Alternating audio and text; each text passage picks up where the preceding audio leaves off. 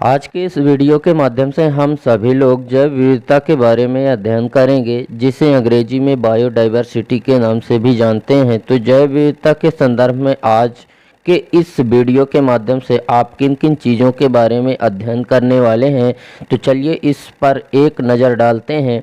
तो सबसे पहले आप जानेंगे कि जैव विविधता क्या होती है, यानी कि बायोडाइवर्सिटी क्या होती है। इसके बाद आप इसके अर्थ एवं परिभाषा की बात करेंगे और साथ ही साथ इसके बाद आप जानेंगे कि जैव विविधता के क्या महत्व हैं एवं इसकी क्या विशेषताएं होती हैं। और अंत में आप सभी लोग जैव विविधता से जुड़े कुछ महत्वपूर्ण ऐसे पॉइंट्स के बारे में अध्ययन करेंगे जो आपके आने वाले एग्जाम के दृष्टिकोण से बहुत ज़्यादा महत्वपूर्ण है।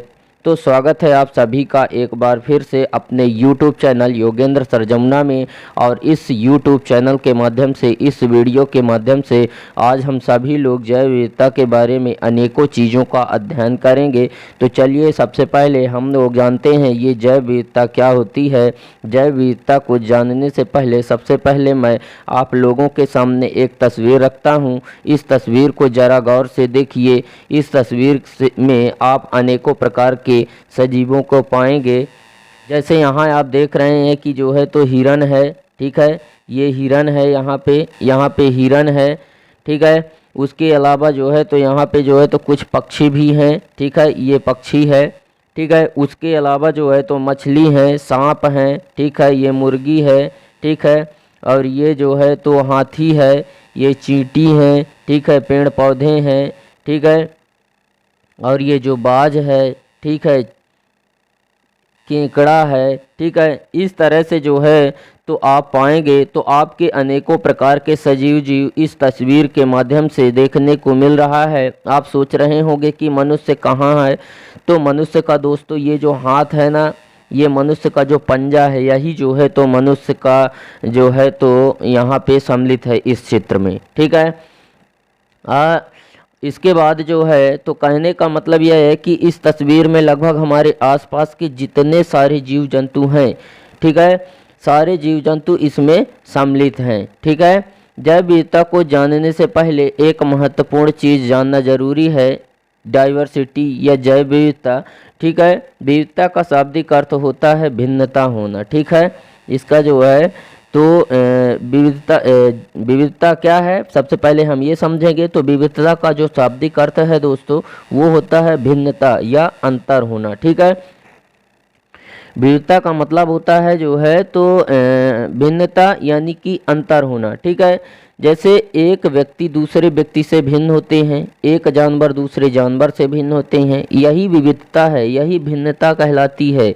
जैसे कोई जानवर 2 पैर से चलता है तो कोई 4 पैर से चलता है। कुछ होते हैं किसी के पूँछ होती है, किसी के पूँछ नहीं होती है, कि ठीक है, कोई अन्य चीज़ खाते हैं, कोई अन्य चीज़ खाते हैं। तो इस प्रकार देखते हैं आपकी एक मानवीय दूसरे एक जो है तो सजीव दूसरे सजीव से किस प्रकार जो है तो भिन्न होते हैं। और भिन्नता को केवल विविधता कहा जाता है, ठीक है, या डाइवर्सिटी कहा जाता है, ठीक है। इसके बाद हम देख लेते हैं जैव विविधता के जो है तो आधार क्या हैं, ठीक है। उसमें से पहला है भोजन के आधार पर विविधता, ठीक है। जैसे शाकाहारी जीव हैं, कोई मांसाहारी जीव हैं, कोई सर्वाहारी जीव हैं, ठीक है। इसमें जो है तो काफ़ी विविधता देखने को मिलती है। दूसरा है जैविक संरचना के आधार पर विविधता, ठीक है, बनावट के आधार पर विविधता। जैसे इंसान की बनावट, इंसान की अगर बात करें तो सारे इंसान एक जैसे नहीं होते हैं, कोई लंबा होता है, कोई पतला होता है, कोई मोटा होता है। हाथी की अगर बात करें तो उसके सूंड होती है, अन्य जानवरों के सूंड नहीं होती है, ठीक है। उसके बाद जो है तो तीसरा आधार हम देख लेते हैं यहाँ पे जो है तो भाषा के आधार पर विविधता, ठीक है। भाषा का मतलब आवाज़। जैसे कोई जानवर का आवाज़ कोई एक तरह का होता है, किसी का अलग होता है। मतलब जीव का जो आवाज़ होता है वह जो है तो कई तरह का होता है, ठीक है। तो कोई भी ऐसे कारण चुन लीजिए जिसके आधार पर ना अगर अंतर दिखाई दे दो तो 2 सजीव पर हो तो आधार बन जाएगा, ठीक है। मतलब जो है तो कोई ऐसे कारण चुन लो जिसमें आप दो सजीवों के बीच में अंतर पाएंगे। उसी अंतर को जो है तो जैव विविधता कहते हैं, उसी अंतर को ही विविधता माना जाता है। तो उम्मीद करते हैं कि आप यहाँ तक समझ गए होंगे। इस प्रकार से अनेकों ऐसे आधार हैं, अनेकों ऐसे प्रकार हैं जिनके आधार पर एक जीव दूसरे जीव से भिन्न होते हैं और इसी भिन्नता को ही हम विविधता कहते हैं। आई होप कि विविधता आप लोगों को समझ में आ गई होगी। अगर आप विविधता को समझ लिए हैं तो जैव विविधता को समझने के में आपको आसानी होगी। ठीक है, अगर आपने विविधता को समझ लिया है तो जैव विविधता को समझने में आपको आसानी होगी। तो चलिए जैव विविधता का अर्थ समझते हैं। बायोडाइवर्सिटी का जो है तो हम यहाँ पे अर्थ समझते हैं। ठीक है, जिसमें एक तरफ ये जैव लिखा हुआ, एक तरफ विविधता, एक तरफ जैव एक तरफ विविधता। ठीक है, यहाँ पे हम देख लेते हैं कि जो ये विविध जैव है, ठीक है, आप देखेंगे कि जैव विविधता दो शब्दों से मिलकर बना हुआ है, एक है जैव और दूसरा है विविधता। ठीक है, ये अगर आप इन दोनों शब्दों के शाब्दिक अर्थ की अगर बात करें तो दोनों के अर्थ जैसे ही हम लोग जानेंगे तो जैव विविधता का शाब्दिक अर्थ भी हमारे सामने आ जाएगा। जैव का मतलब होता है जीव, इसका मतलब क्या होता है, जीव। ठीक है, और विविधता का मतलब होता है भिन्नता, इसका मतलब क्या होता है, भिन्नता का मतलब जीव होता है, विविधता का मतलब भिन्नता होता है। ठीक है, अब यहाँ पे हम देख लेते हैं जीव। जीव का मतलब है कोई भी सजीव। ठीक है, कोई भी सजीव। सजीव का मतलब होता है दोस्तों जिसमें जान हो, जिसमें जीव हो, उसी को हम सजीव बोलेंगे। ठीक है, जीवों के बीच में जो भिन्नता होती है, एक जीव दूसरे जीव से अलग होते हैं, जिस आधार पर अलग होते हैं उसी को जैव विविधता कहते हैं। और अगर हम भिन्नता की बात करें, अगर हम जो है तो भिन्नता की बात करें तो सभी जीवों मतलब जीवों के बीच में जो भिन्नता होती है उसे ही विविधता कहते हैं। अर्थात कोई भी चीज़ में अगर अंतर है, ठीक है, उसे हम लोग विविधता कहेंगे। ठीक है, कोई भी चीज़ में अगर अंतर है तो उसे हम लोग विविधता कहेंगे। उसके बाद हम देख लेते हैं बायोडाइवर्सिटी का अर्थ। ठीक है, अंग्रेजी में अगर देखें तो बायोडाइवर्सिटी, बायो का मतलब होता है वही जीव और डाइवर्सिटी का मतलब होता है वही विभिन्नता। ठीक है, आई होप विविधता शब्द आप समझ गए होंगे। ठीक है, लेकिन इसकी परिभाषा समझ में नहीं आई होगी। तो चलिए देखते हैं जैव विविधता की परिभाषा।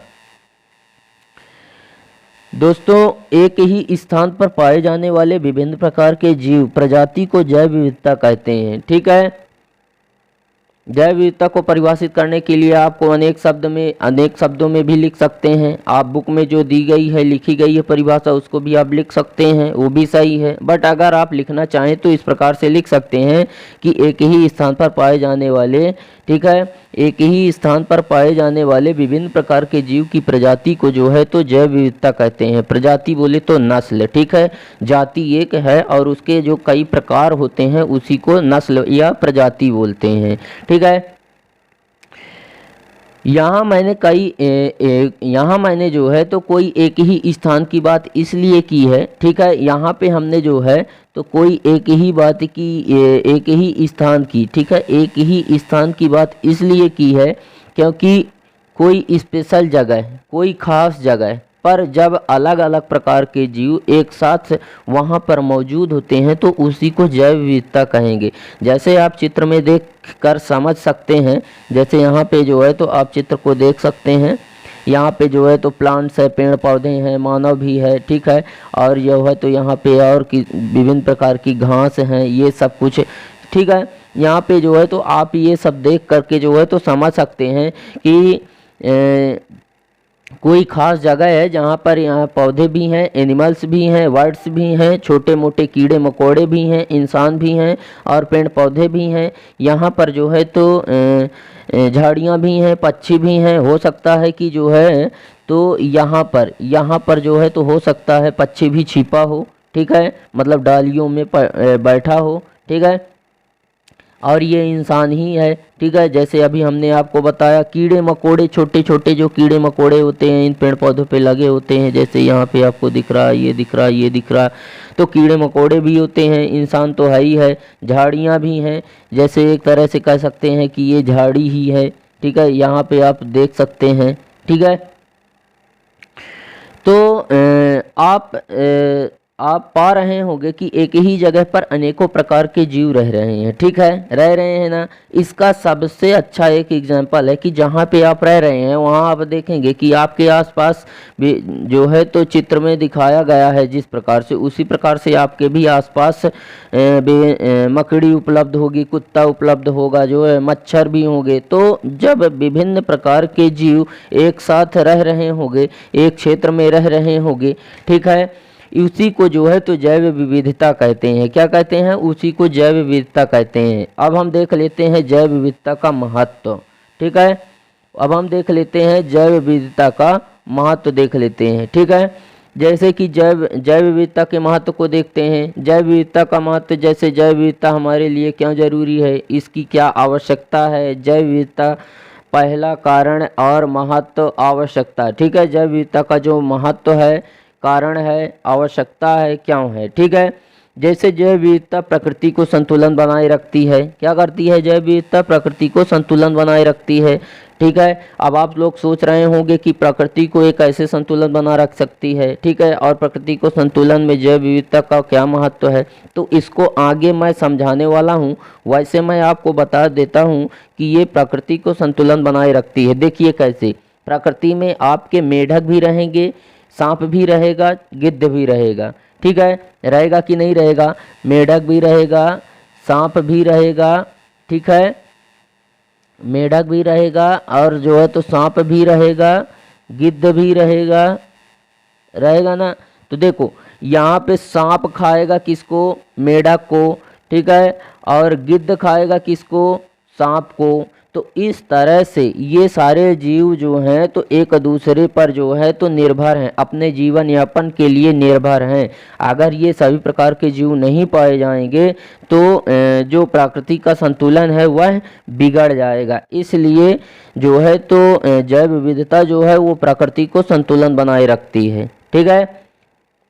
तो इस तरह से अगर आप इन तीनों में से किसी एक की कमी आ जाएगी तो दूसरे जीवों की संख्या बढ़ जाएगी। मान लेते हैं अगर सांप खा लेगा मेढक को, तो मेढक की संख्या जो है तो क्या हो जाएगी? घट जाएगी। तो जैसे ही मेढक की संख्या घटेगी तो जो कीड़े मकोड़े हैं उनकी संख्या बढ़ जाएगी। उसी प्रकार से अगर सांप को खा लिया जाएगा गिद्ध के माध्यम से, ठीक है, सांप को अगर खा लिया जाएगा तो सांप की प्रजाति तो खत्म हो जाएगी, ठीक है, और गिद्ध की प्रजातियाँ बढ़ जाएंगी। तो यही है, ठीक है। क्योंकि इसके बाद हम देख लेते हैं जैव विविधता सभी सजीव के लिए आहार का स्रोत है। दूसरा है, ठीक है, जैव विविधता जो है तो सभी जीवों के लिए आहार का स्रोत है। जैसे शेर हिरण को खाएगा और घास, हिरण खाएगी घास को, सांप खाएगा मेढक को, मेढक खाएगा कीड़े मकोड़े को। तो इस तरह से जैव विविधता जो है ना तो सभी सजीव के लिए आहार का स्रोत भी है। नेक्स्ट हमारा जो तीसरा नंबर जैव विविधता का महत्व है वो है मानवीय आवश्यकता, जैसे भोजन, कपड़ा, आवास, ईंधन इत्यादि की पूर्ति जैव विविधता से होती है, ठीक है। क्योंकि जैव विविधता अगर नहीं रहेगी तो पौधे नहीं रहेंगे, और अगर पौधे नहीं रहेंगे तो हमारी जो मानवीय आवश्यकता है, हमको जो भोजन मिल रहा है, कपड़ा मिल रहा है, आवास मिल रहा है, ईंधन मिल रहा है, वो नहीं मिलेगा। जैसे पेड़ पौधे नहीं होंगे तो हमें लकड़ी नहीं मिलेगी, ठीक है, और विभिन्न प्रकार के जो जीव जंतु होते हैं उनको आवास नहीं मिलेगा। कहीं ना कहीं मानव भी लकड़ियों से ही घर बनाता है तो उसको भी लकड़ी की ज़रूरत होती है, ठीक है। इसके बाद जो कपड़े बनते हैं वो भी जो है तो हमें नहीं मिल पाएंगे, ठीक है। भोजन हमें नहीं मिल पाएगा, जैसे कि वनों से विभिन्न प्रकार के जो जंगली जानवर होते हैं उनको जीवों से ही जो है तो भोजन प्राप्त होता है। हमें भी कहीं ना कहीं फल फूल वगैरह वहीं से प्राप्त होता है। तो अगर जो है तो जैव विविधता नहीं होगी तो हमें ये भोजन की प्राप्ति नहीं होगी। इसलिए जो है तो भोजन, कपड़ा, आवास और ईंधन की पूर्ति करता है कौन? जैव विविधता। तो उम्मीद करते हैं आप लोग को हमारा यह वीडियो पसंद आया होगा। वीडियो अगर पसंद आया है तो वीडियो को लाइक करें और दोस्तों में शेयर करें, और अगर आप हमारे चैनल पर नए हैं तो हमारे चैनल को फटाफट से सब्सक्राइब करें एंड बेल आइकन भी प्रेस करें ताकि हमारी नई नई वीडियो की नोटिफिकेशन आप तक सबसे पहले मिले। तो दोस्तों आज के लिए बस इतना ही। मिलते हैं आप सभी लोगों से नेक्स्ट वीडियो में। जब तक के लिए जय हिंद।